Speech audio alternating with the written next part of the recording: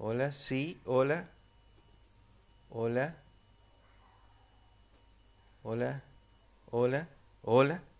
Ahí debe estar, ¿eh? Hola, sí, hola,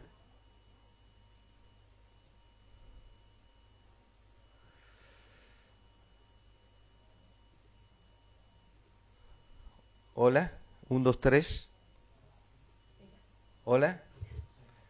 Muy bien. Disculpe, no estaba saliendo el sonido. Bueno, vamos a continuar entonces con lo que habíamos visto el miércoles pasado. Vamos a hacer un repaso, pero antes le quería decir, después lo voy a volver a repetir, que vamos a terminar el próximo miércoles con los estudios por este año del libro de Hechos y vamos a continuar, vamos a retomar en el mes de febrero. Eh, para ello, el próximo miércoles yo le voy a dejar un cuestionario bastante larguito para que puedan hacer las tareas en las vacaciones. No le digo cuántas preguntas, ya vamos a ver, para que ustedes puedan repasar y volvemos entonces en el mes de febrero. Bien, vamos a continuar entonces con el repaso. Habíamos visto el miércoles pasado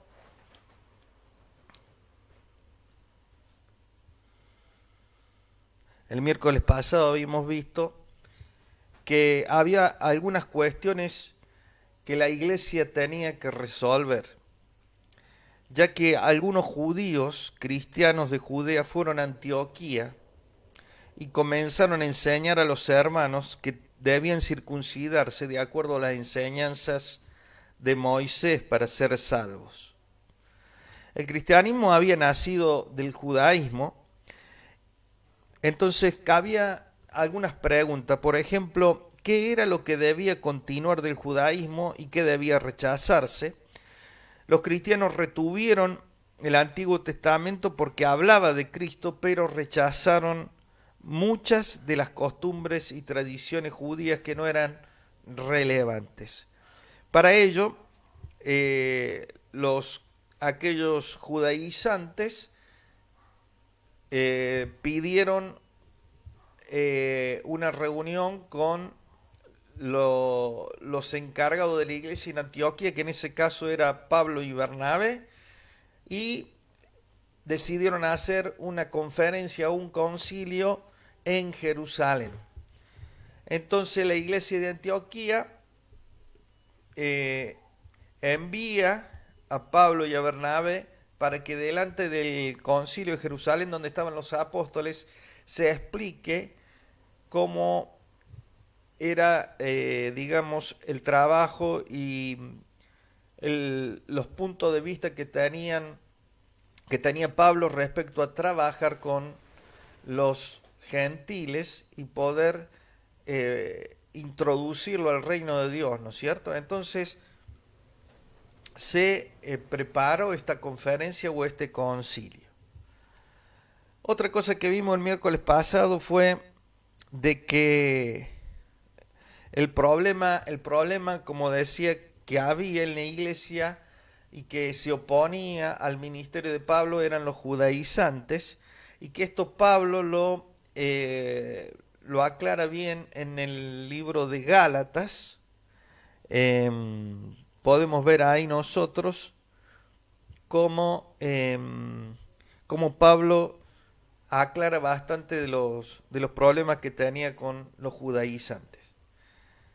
Luego vimos nosotros entonces algunas de las visitas que Pablo había tenido a Jerusalén, y hablamos de hasta tres visitas, dos de las cuales eran para conferenciar y para, digamos, debatir sobre los temas de la marcha de la iglesia, y una visita a Jerusalén fue para llevar la ofrenda de los hermanos de Antioquía. Otra cosa que vimos el miércoles pasado fue cómo fue la llegada para la conferencia, y en ese viaje desde Antioquía de Siria hacia, hacia Jerusalén, Pablo y Bernabé pasaron por lugares como Fenicia y Samaria, y fueron visitando a los hermanos y hablando también del Señor, y mucha gente también iban, y las iglesias eh, con, digamos, constituida mayormente con gentiles, iba creciendo en gran manera. Entonces, esto también favoreció para, digamos, para fortalecer la postura que Pablo tenía acerca de el trabajo con los gentiles. Eh, Bien, luego lo que vimos, fuimos a ver después los temas del debate, en lo cual lo que querían los fariseos estrictos eran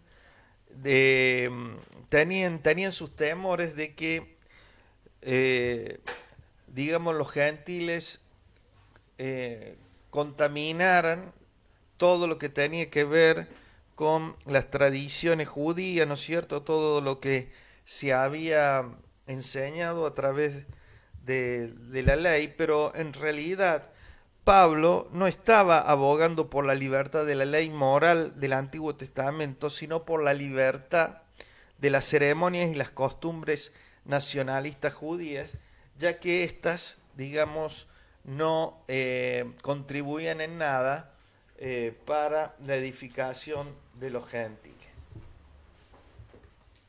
Bien, y por último terminamos viendo que ante estos dos puntos de vista que había en cuanto al trabajo de los gentiles, vemos nosotros que Dios inspira al apóstol Pedro para intervenir en este debate, en esta discusión, y él presenta su experiencia a través de lo que había vivido eh, en la relación, con relación a Cornelio, cuando él va a la casa de Cornelio y Dios le habla de que los gentiles también estaban incluidos dentro del propósito de Dios, y en ese momento se derrama el Espíritu Santo, y esto Pedro puede verlo. Entonces aquí Pedro expresa esto en medio del debate. Pedro no tenía ninguna duda de que Dios había escogido a los gentiles para salvación. Pedro sostuvo que no debía considerar a los gentiles como inferiores en la iglesia cristiana, porque Dios no hace diferencia.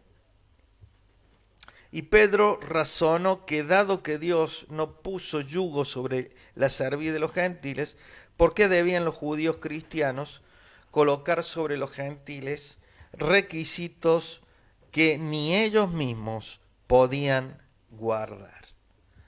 Bien, esto es lo que nosotros vimos en el miércoles pasado, y vamos a continuar porque hasta aquí, ¿no es cierto?, Pedro habla, entonces hace reaccionar, digamos, a todos los hermanos que estaban reunidos. Hay un silencio, y es el momento en el cual se produce lo que vamos a comenzar a ver ahora, que es el discurso de Pablo y de Bernabé. Pero antes le voy a mostrar una. Esto es lo que vamos a ver hoy.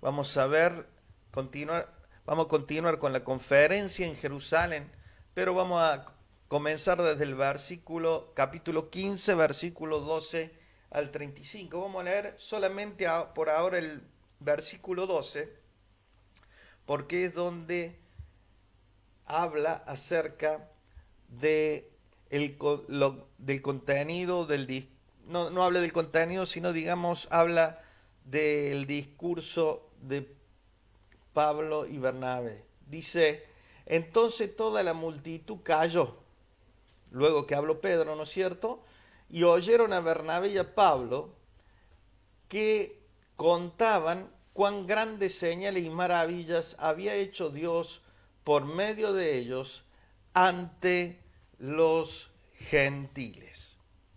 Bien, vamos a ver esto del discurso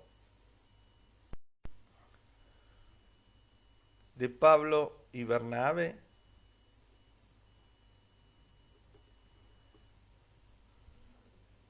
Los argumentos de Pedro, lo que había dicho Pedro, había preparado a la multitud para escuchar con mentes abiertas los informes de Bernabé y de Pablo. La multitud implica que un número mayor de los apóstoles y ancianos se habían presentado para la conferencia. El tema era tan importante que se requería el consentimiento de toda la iglesia para evitar una división en el grupo. Bernabé y Pablo relataron las maravillas que Dios había hecho entre los gentiles o a través de ellos. El poder de Dios se había manifestado en el ministerio de Pablo y Bernabé. Lo que vimos fue que un oficial romano se había convertido, un mago judío que había querido impedir la obra de la iglesia había sido cegado y un inválido había sido curado milagrosamente. Donde quiera que los gentiles recibían la palabra, había evidencia de que les había sido dado el Espíritu Santo también a los gentiles. Seguramente estos eventos probaron que el reino de Dios incluía también a los gentiles. Bien, vamos a ver ahora, vamos a leer Hechos, capítulo 2, del 13, perdón, Hechos 15, versículo 13 al 21, y vamos a ver nosotros la intervención de Jacobo. Luego de que Pablo y Bernabé exponen lo que habían hecho a través de su ministerio. Dice la palabra, a partir del versículo entonces 13 al 21, y cuando ellos callaron, Jacobo respondió diciendo: varones hermanos, oídme, Simón ha contado cómo Dios visitó por primera vez a los gentiles para tomar de ellos pueblo para su nombre. Y con esto concuerdan las palabras de los profetas, como está escrito: después de esto volveré y reedificaré el tabernáculo de David, que está caído, y repararé sus ruinas y lo volveré a levantar, para que el resto de los hombres busque al Señor, y todos los gentiles sobre los cuales es invocado mi nombre.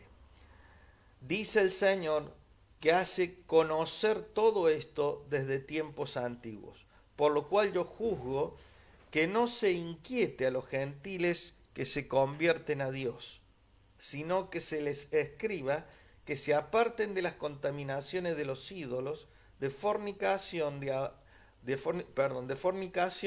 ahogado y de sangre, porque Moisés desde tiempos antiguos tiene en cada ciudad quien lo predique en las sinagogas, donde es leído cada día de reposo. Bien, vamos a centrarnos un momento en este discurso de Jacobo. Entonces, nosotros tenemos aquí el discurso de Jacobo. Aparentemente, Jacobo no era solo el principal de la iglesia de Jerusalén. Y vuelvo a decir que estamos hablando de Jacobo, el hermano del Señor Jesús, sino que también era el líder del partido hebraico, o sea, del partido de los hebreos, conservador. Si había alguien capaz de persuadir a los fariseos que habían creído a que aceptaran a los gentiles, ese era este hombre, Jacobo. Pedro también era un miembro del partido hebraico, por lo tanto Jacobo vio que era sabio apoyar los argumentos de Pedro con citas del Antiguo Testamento. Y este señaló una cita que se encuentra en Amós 9, 11 al 12. Después la pueden leer ustedes, pero después vamos a analizar este pasaje. Pero este pasaje nos habla a nosotros de que los gentiles serían incluidos en el reino. Amós 9, 11 y 12.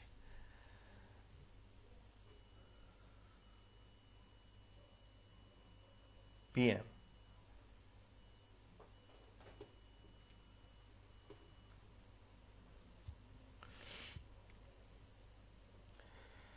Jacobo mostró desde el Antiguo Testamento que el llamado a los gentiles era parte del propósito eterno de Dios. La mayoría de los hebreos siguieron a Jacobo y a Pedro en el momento de tomar una decisión. Jacobo, ¿qué propuso? Jacobo propuso que no se forzara a los gentiles a ser circuncidados, sino que debían abstenerse de ciertas prácticas que eran ofensivas para los judíos. No se sabe si las restricciones eran solamente morales o si eran tanto morales como rituales.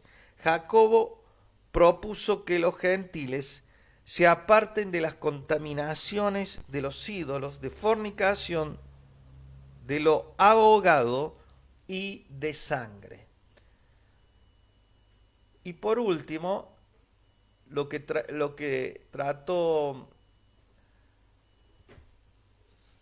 dijo Jacobo aparentemente sugirió que los judíos continuaran sus servicios en la sinagoga, en los cuales se estudiaba la ley de Moisés y las costumbres de los padres.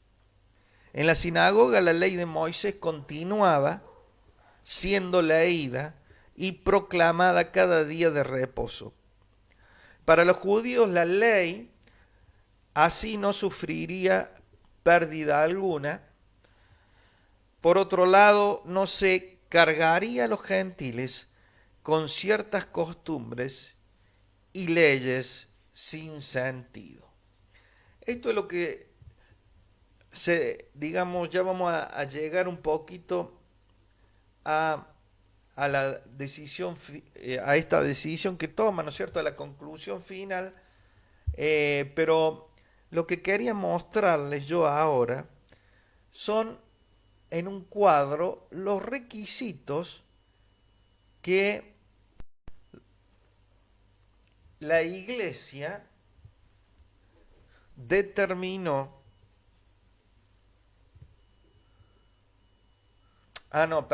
Iba a mostrarle un poco de los detalles de la profecía de Amós que se me saltió, disculpen.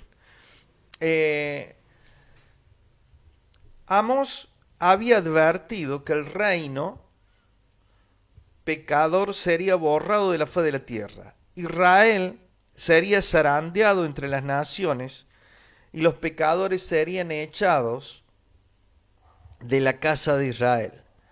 Cuando el reino de David fuera restaurado, el resto de la humanidad tendría la oportunidad de encontrar al Señor. El tabernáculo restaurado, el cual era lugar de habitación de Dios, llegaría a ser el centro y el elemento unificador para todos los hombres, tanto para los judíos como para los gentiles. Todos los gentiles, así como los judíos, pertenecían a Dios, el cual es el Creador y Señor de todos.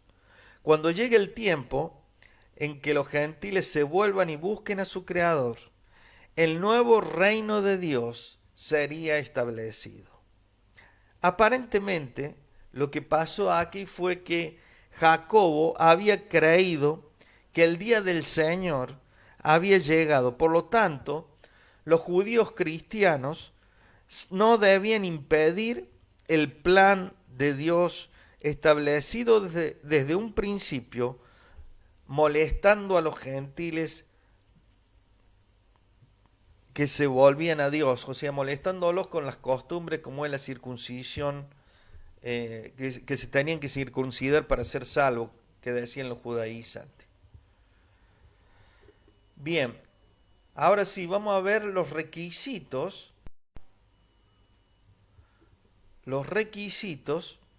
que la iglesia estableció para los gentiles. El primer requisito era un requisito religioso y se refería a abstenerse de la idolatría. La idolatría estaba muy difundida entre los gentiles, pero era aborrecida por los judíos. ¿Qué más?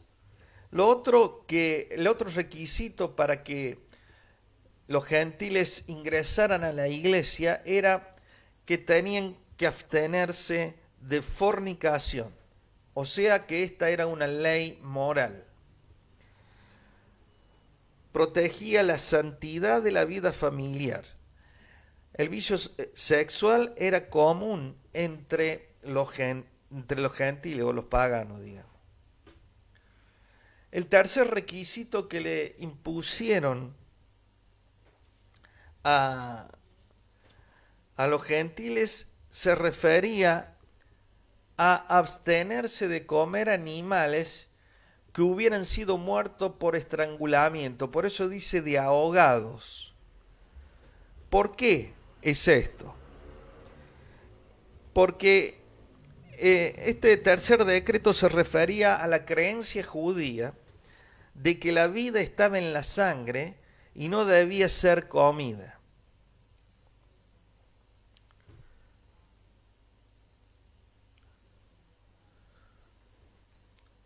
Los animales muertos por estrangulación mantenían la sangre en la carne y los gentiles no tenían las mismas inseguridades de los judíos en cuanto a comer la sangre. Entonces, esto era un requisito que tenían que cumplir los gentiles si entraban a la iglesia, un rito religioso de no comer sangre de animales estrangulados. Y por último, el cuarto requisito fue que se tenían directamente que abstener de comer sangre, que digamos que es un requisito religioso que está relacionado con el tercer requisito. Bien.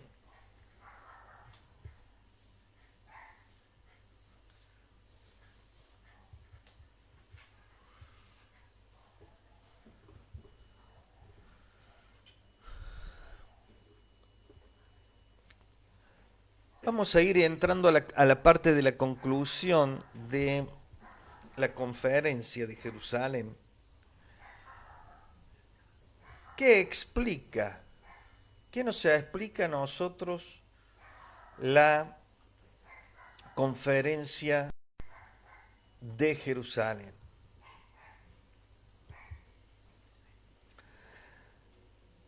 La conferencia de Jerusalén explica por qué muchas costumbres y fiestas judías no eran observadas por la iglesia cristiana, aunque fueran presentadas en el Antiguo Testamento. Aún la observancia del sábado como día de la adoración había llegado a ser objeto de tantas costumbres judías sin sentido para los gentiles. ¿Qué hizo la iglesia? La iglesia adoptó el primer día en lugar del séptimo. El séptimo día era el sábado y el primer día era el domingo. ¿Para qué? Para adorar. El primer día era significativo para los cristianos porque fue el día de la resurrección del Señor Jesús. La conferencia no resolvió del todo el asunto de guardar las costumbres judías para la iglesia cristiana. En el día de hoy, cientos de grupos continúan enseñando que uno no es salvo si no guarda el sábado, o sea, el séptimo día. Y resulta interesante notar que algunos grupos seleccionan solo unas pocas de las costumbres judías para mantenerlas. Ellos continúan tropezando con la doctrina de que la salvación es mediante la fe y no mediante las obras de la ley, o sea, el guardar ciertas costumbres. Vamos a ver ahora a la conclusión que llegó la conferencia, la aprobación de la Asamblea de Jerusalén.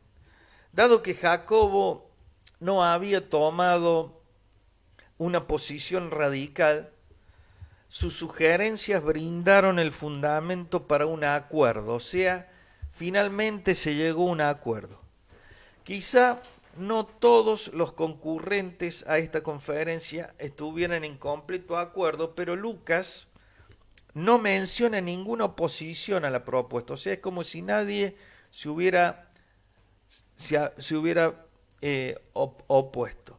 Él señala que los apóstoles, los ancianos y toda la iglesia estuvieron de acuerdo con la proposición de pedir estos requisitos solamente a los gentiles que entraran a la iglesia. Era importante que la iglesia en Jerusalén aprobara la decisión, dado que estos miembros judíos debían reconciliarse con la decisión de recibir a los gentiles en la iglesia por la fe y no por la circuncisión. Finalmente, prevaleció la posición de la iglesia de Antioquía, o sea, donde estaba Pablo y Bernabé. Bien, vamos a leer Hechos 15, del 22 al 35.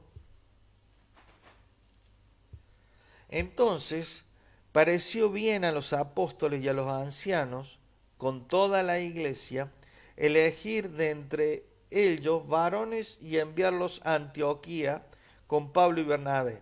Entonces eligieron a Judas, que tenía por sobrenombre Barsabás, y a Silas, varones principales entre los hermanos, y escribir por conducto de ellos los apóstoles y los ancianos y los hermanos a los hermanos de entre los gentiles que están en Antioquía, en Siria y en Cilicia, salud, por cuanto hemos oído que algunos que han salido de nosotros, a los cuales no dimos orden, os han inquietado con palabras, perturbando vuestras almas, mandando circuncidaros y guardar la ley. No nos ha parecido bien, habiendo llegado a un acuerdo, fíjense, se llegó a un acuerdo, elegir varones y enviarlos a vosotros con nuestros amados Bernabé y Pablo, hombres que han expuesto su vida por el nombre de nuestro Señor Jesucristo. Así que enviamos a Judas y a Silas, los cuales también de palabra os harán saber lo mismo, porque ha parecido bien al Espíritu Santo y a nosotros no imponeros ninguna carga más que estas cosas necesarias, que os abstengáis de lo sacrificado a ídolos, de sangre, de ahogado y de fornicación, de las cuales cosas si os guardareis, bien haréis, pasadlo bien. Así pues, los que fueron enviados descendieron a Antioquía y reuniendo a la congregación, entregaron la carta, habiendo leído la cual se regocijaron por la consolación. Y Judas y Silas, como ellos también eran profetas, consolaron y confirmaron a los hermanos con abundancia de palabras. Y pasando algún tiempo allí, fueron despedidos en paz por los hermanos para volver a aquellos que los habían enviado. Mas a Silas le pareció bien el quedarse allí. O sea, Silas se quedó con Pablo y Bernabé en Antioquía. Y Pablo y Bernabé continuaron en Antioquía enseñando la palabra del Señor y anunciando el Evangelio con otros muchos. Muy bien, que Dios bendiga su palabra. Pero fíjense ustedes que Pablo, Bernabé, Barsabás y Silas fueron nombrados para que llevaran una carta a la iglesia en Antioquía conteniendo la decisión de la conferencia. La carta aseguraba a las iglesias gentiles que la iglesia de Jerusalén no apoyaba a los hombres de Judea que enseñaban que los gentiles se debían circuncidar y guardar las costumbres de Moisés. Señalaba que los hermanos de Judea que fueron a Antioquía a imponer sus ideas no tenían el apoyo de la iglesia de Jerusalén, o sea que habían ido por su cuenta solamente para perturbar a los hermanos. Los delegados autorizados llevaron la carta a la congregación en Antioquía. Después que el grupo reunido leyó la carta, se regocijaron, dice la palabra, por la consolación y la exhortación de su contenido. Aparentemente, la iglesia en Antioquía estaba formada principalmente por gentiles. Judas y Silas verificaron la carta y añadieron sus propias observaciones de explicación y aliento. El problema causado por aquellos que decían hablar en nombre de la iglesia en Jerusalén estaba oficialmente terminado.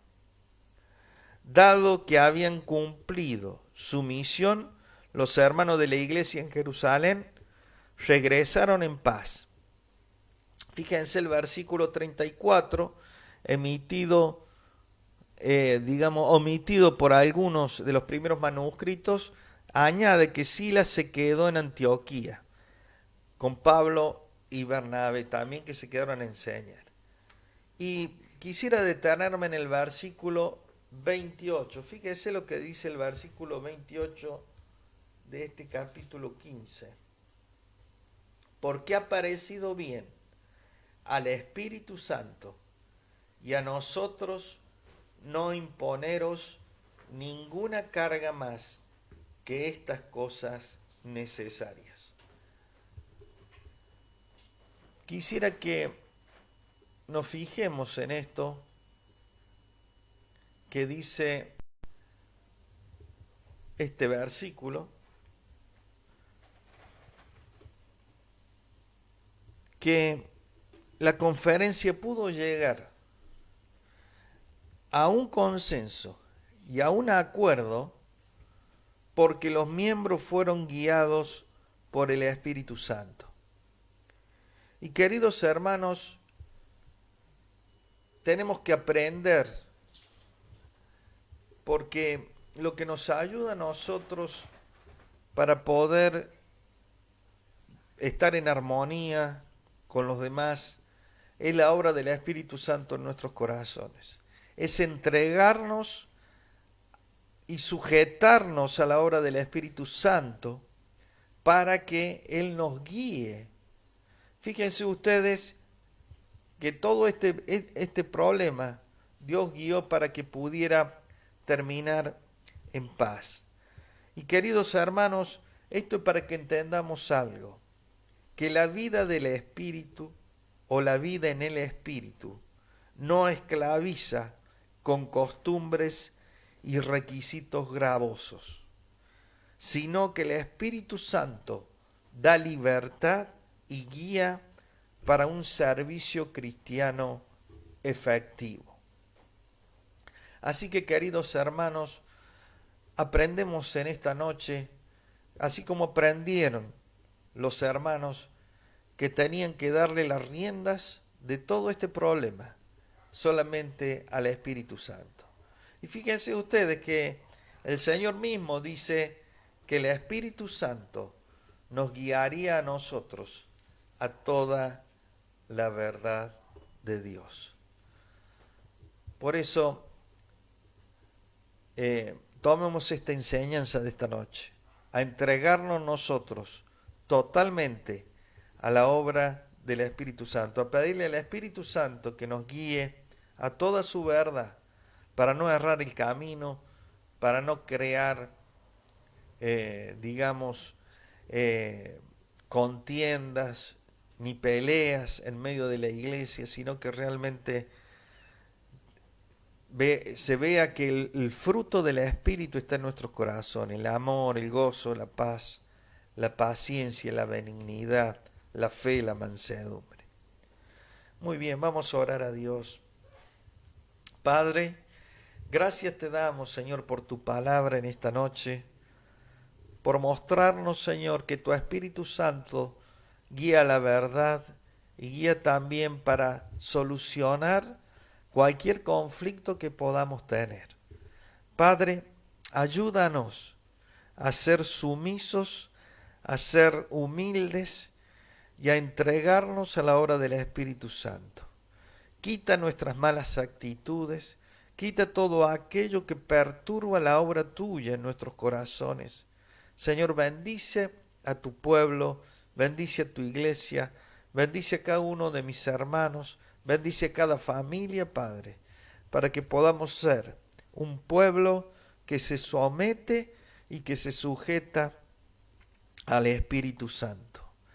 Gracias, Señor, guíanos y seas tú glorificado en cada vida. En el nombre de Jesús. Amén y amén. Muy bien, queridos hermanos, les repito, a lo mejor si no se escuchó al comienzo porque no andaba bien el audio, vamos a tener el próximo miércoles, va a ser el último miércoles de este estudio. Estamos llegando a vamos a continuar, vamos a ver hasta dónde llegamos.